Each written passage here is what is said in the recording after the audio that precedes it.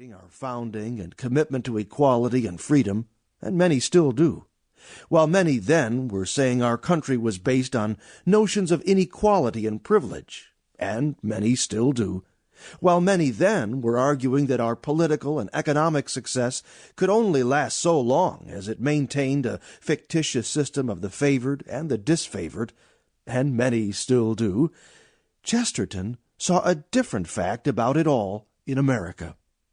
He wrote, "In truth, it is inequality that is the illusion, the extreme disproportion between men that we seem to see in life is a thing of changing lights and lengthening shadows, a twilight full of fancies and distortions. We find a man famous, and cannot live long enough to find him forgotten.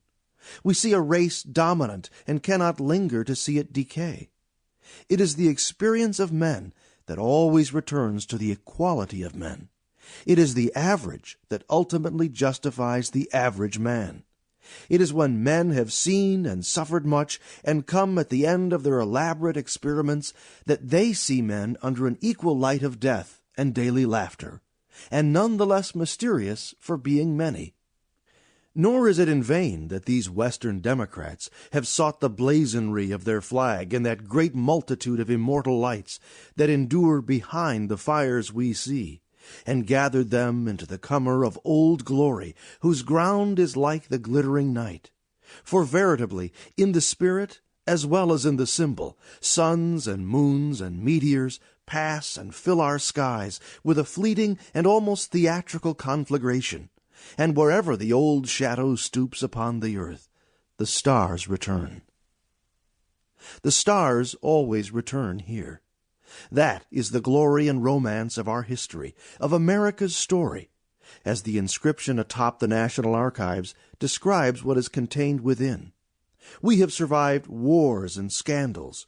We have survived epidemics and assassinations. And yet, we remain a nation that can freely choose, and has freely chosen, the leaders and kinds of leaders embodied on Mount Rushmore. Mount Rushmore, I argue, is not a tribute to the leaders etched into the Black Hills of South Dakota. It is a tribute to the people who chose them, and continue to choose them time and time again, just when they are most needed. There are not enough Black Hills to embody us. In 1943, President Franklin Delano Roosevelt dedicated the Jefferson Memorial, still one of the first tour bus stops in our nation's capital. In dedicating that memorial, Roosevelt said, "Today, in the midst of a great war for freedom, we dedicate a shrine to freedom." Thomas Jefferson faced the fact that men who will not fight for liberty can lose it. We, too, have faced that fact. He lived in a world in which freedom of conscience and freedom of mind were battles still to be fought through, not principles already accepted of all men. We, too, have lived in such a world. The Declaration of Independence and the very purposes of the American Revolution itself, while seeking freedoms, called for the abandonment of privileges. Thomas Jefferson believed, as we believe, in man. He believed, as we believe, that men are capable of their own government, and that no king, no tyrant, no dictator can govern for them as well as they can govern for themselves. In sum, it is the story of a great people who wisely choose how to save themselves and others, how to correct wrongs, and how to preserve what is still the greatest nation in the history of the world. This volume, taking us from World War I to the end of the 1980s, is my effort to recapture that glory and romance. I dedicate it, again, to the American soldier, and to the cause, the idea, and the country for which he fights. William J. Bennett, February 2007. Chapter 1.